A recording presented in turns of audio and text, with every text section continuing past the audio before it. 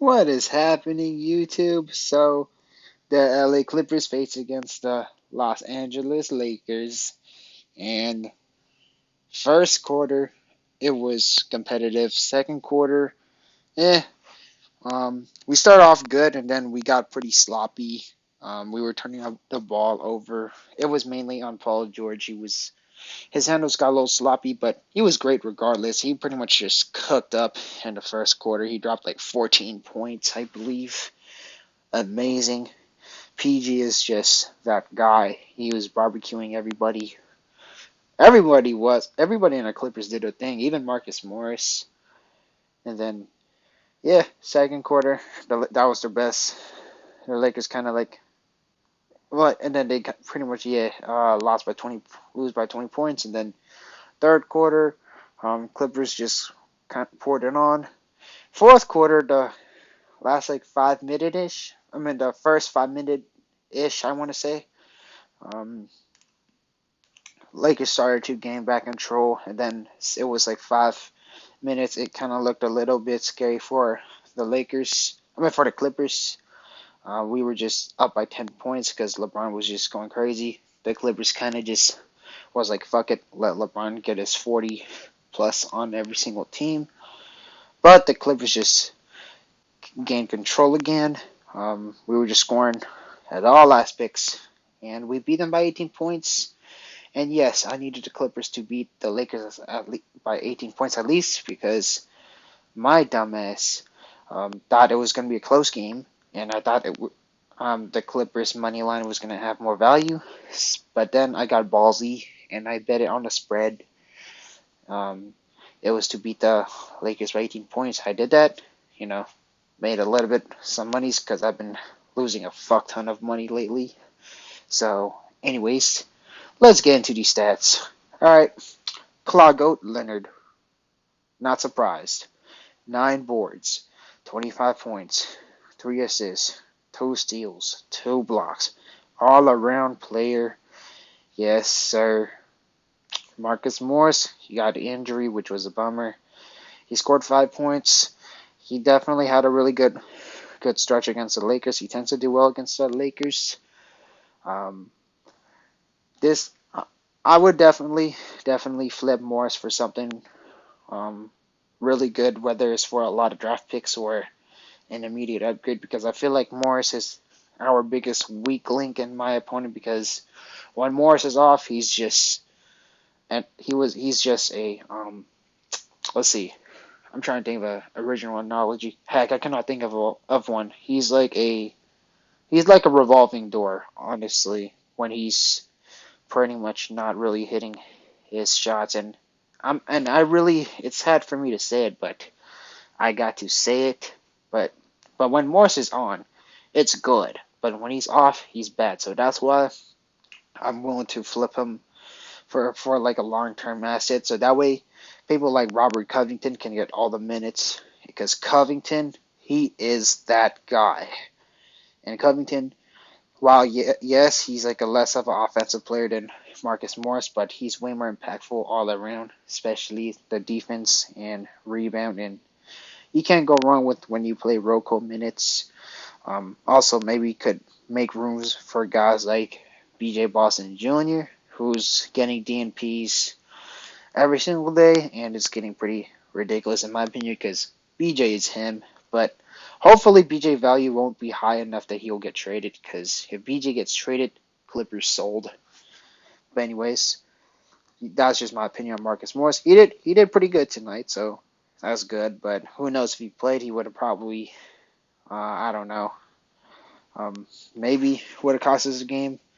I doubt it, since Morris would have the way how the pace is going, 10 minutes, 5 points. He would have probably at least scored, like, I would say an 18 points. I want to say. And then Ivica Zubac. A lot of y'all are disrespecting Zubac once again. Like, when Zubac gets cooked, it's pretty much nothing that Zubac really could do. A lot of times it was just a lot of miscommunications. When Zubac is actually guarding the person, Zubac is always trying his best to play good defense. It was always contested. It's not like, oh, PJ was just lazy. He was literally on the person, and then the person just made it. For example, Bam Adebayo. Come on, you can't do nothing about the Bam Adebayo situation. Maybe if you're like a lot quicker, like a Musa Diabate type, but I seen Adebayo could other good defenders as well too. He definitely did his thing on Robert Williams, a pretty good defender today against the Celtics. So that's just my 2 cents. And and a lot of people, y'all just be holding Zubac to a superstar standard. I'm not saying everyone watching this video, but some of y'all, man, who are giving Zubac too much flack. Yes, it's annoying when he cannot really catch the ball and all that. And yes, fortunately, he has his butterfingers, but he does his little things as well, too. He definitely gets guys wide open shots by setting screens. He definitely helped give Kawhi a lot of good looks tonight by setting screens and pretty much somewhat crashing the glass. And pretty much he's one of those guys who don't really go too crazy for the stats, but he is impactful in other ways. But you just really have to see it. That's just my personal opinion. Of course, um, people who pretty much would just think about the highlights or just like big men who shoot threes or a big man that could really have a 40-inch vertical, they would rather go for that. But I mean, Zubac is far from garbage, in my opinion. Like the one when he played against Utah Jazz, I mean, come on. Zubac was literally playing his heart out on defense. He just got dunked on like fucking crazy. Which, if anything, when you get dunked on, that means you definitely should put a lot of effort on defense. Because usually any other player they would just run away and give them a free dunk. But nah, Zubac really tried to really contest the shots against Utah Jazz. But overall, everybody has bad games. And remember, Zubac is a role player. He's not an all-star. He's not. He's not. He's not fucking Ben Wallace. He's not fucking Shaquille O'Neal. He's Ivica Zubac. He's our big man, and I think he does a solid job at being a big, at least in this game. All right, Paul George.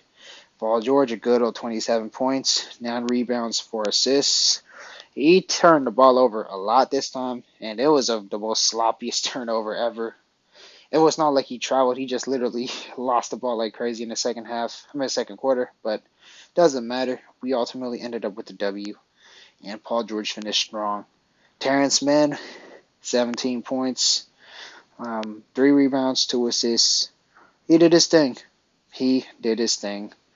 And he's another player that I would not trade in pretty much in any conditions. Anybody who wants to trade Terrence Mann, I don't know what's wrong with you. Unless if you're daydreaming about trading Terrence Mann for Wembanyama or Scoot Henderson, I'll respect that. But any other situations, you're pretty much tripping. All right, let's get to the bench. Nick Batum, 4 points, 6 rebounds, 6 assists, impactful all around. Robert Covington, my dog, played great defense, 4 rebounds and 4 blocks. Guys like Robert Covington and Nico Batum makes Zubac a lot easier because when Morris plays, Morris gets cooked on defense. Therefore, Zubac would have to help, and then the other guy would pretty much get wide open, and then hence that's why Zubac looks like a bad defender. Which at times, yeah, Zubac could work on his defense, but at the same time, Zubac is mostly a solid rim protector, and he definitely did pretty well against Thomas Bryant. So yeah. Some people were trying to say Thomas Bryant is better than Ivica Zubac, and those were Clippers fans on social media as well too. And I bet they're looking pretty dumb right now. Norman Powell, 8 for 12, 22 point. That boy was a flamethrower. 4 assists, 4 rebounds. Only 2 turnovers, which is pretty good. Reggie Jackson, glad that he balled out. 7 for 13, very efficient. 3 rebounds, 5 assists. Pretty good all around. So was that Diabate? He only got 2 minutes, unfortunately, but I mean, eh. He definitely looked pretty quick, and he definitely has a really good motor in him. I would love Diabate to get minutes, man, when Zubac is off the floor, but I guess when you have Rocco and Batum playing, and the Lakers are pretty much a small lineup, I guess I'm not complaining. And Ty Lue in this game, I felt like he was actually solid in this game.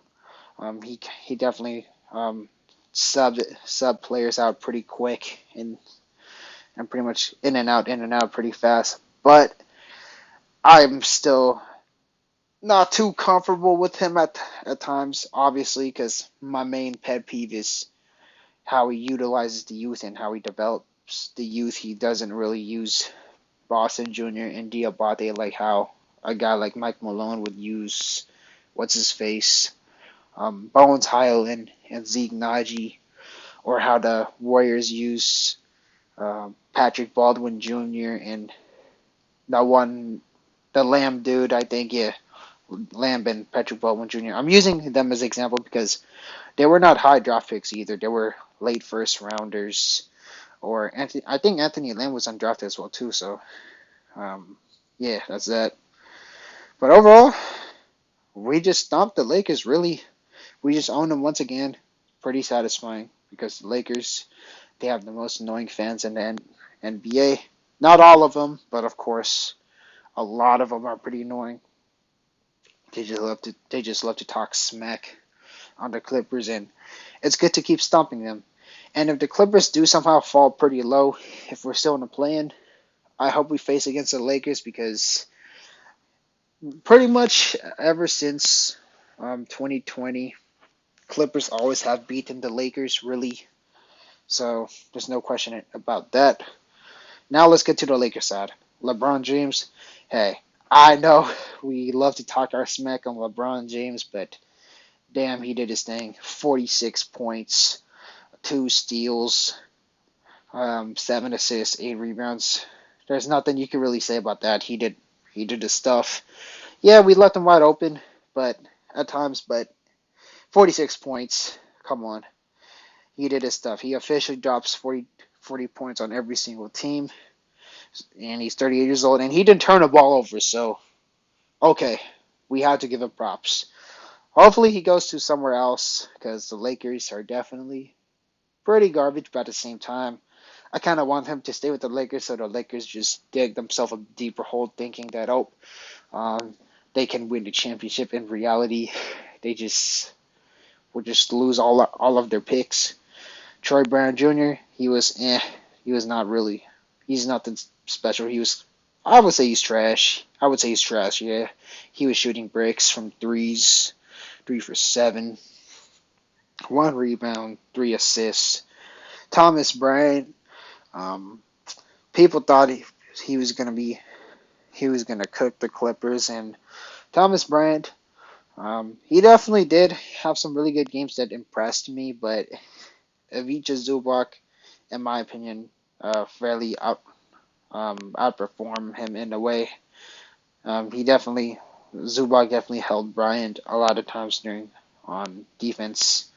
Um, and Thomas Bryant defense was just it was all right, but I would say Ivica Zubac's defense is better in my opinion because people want to give Zubac crap for getting cooked on defense, but y'all should see Thomas Bryant when he guarded guys like Alperen Şengün. Zubac was not getting cooked by Şengün as bad as Thomas Bryant. So if y'all think Zubac is trash, I mean, just look what Şengün did to Thomas Bryant. Um, the Rockets literally almost beat the Lakers just because Thomas Bryant defense was just pretty trash. While The Rockets almost beat the Clippers because everybody was just hitting everything. All right, Patrick Beverly, he was pretty trash on the field goal, 1 for 8. He fouled the heck out of Kawhi. Didn't get any calls. I guess that's a perk of being the Lakers. You could just foul people like crazy. I guess, especially against the Clippers.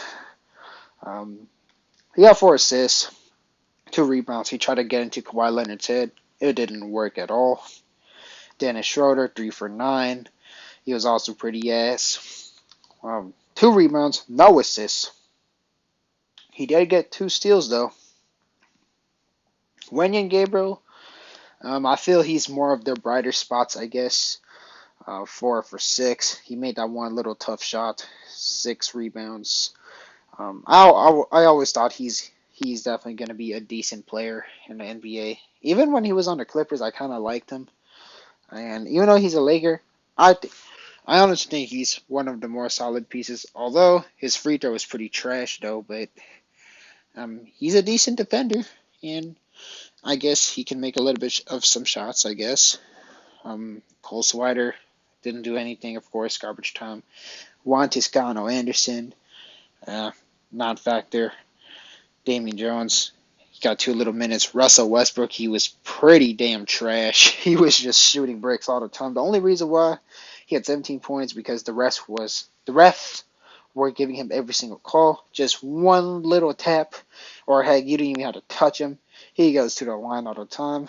That was pretty annoying. 8 for 13 though, which is not the best at free throws. So I would say, let's see, I would say like 60%. I want to say, if I had to say an estimate. Max Christie, he was a non-factor. But yeah, Clippers as always just stomps the Lakers. The only person that really did good was LeBron James. Everyone else was just pretty garbage. Although Patrick Beverly, he did his thing against Damian Lillard, but against the Clippers, Patrick Beverly doesn't do anything against us.